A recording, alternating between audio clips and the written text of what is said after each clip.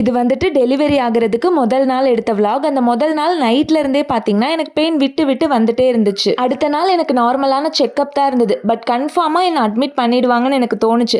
அதனால gold jewels எல்லாம் கலட்டி வச்சுட்டு டெலிவரி பேக் எல்லாம் எடுத்துட்டு டெலிவரிக்கு போகிற மாதிரியே தான் போனோம். செக்அப்பில் எனக்கு பெயின் கொஞ்சம் விட்டு விட்டு வந்துட்டே இருக்கு அண்ட் கொஞ்சமாக டிஸ்சார்ஜஸ்மே இருக்குன்னு சொன்னேன். அவங்க பிவி செக் பண்ணி பார்த்தாங்க. சர்விக்ஸ் 2 சென்டிமீட்டர் டைலேட் ஆயிருந்துச்சு. அதனால அட்மிஷன் போட்டாங்க. அதுக்கப்புறம் தான் டாக்டர் பெரிய குண்டை தூக்கி போட்டாங்க. எனக்கு என்னமோ உங்களுக்கு வெஜைனல் டெலிவரி ஆயிரும்னு தோணுது.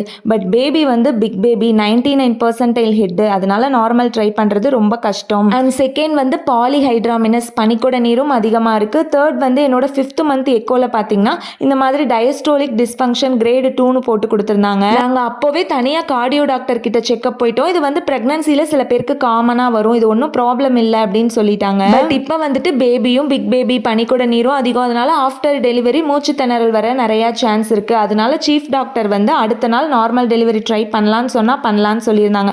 அடுத்த நாள் காலையில் வரையும் எனக்கு சுத்தமாக தூக்கமே இல்லை. அடுத்த நாள் என்னாச்சுன்னு நெக்ஸ்ட் வீடியோவில் சொல்கிறேன்.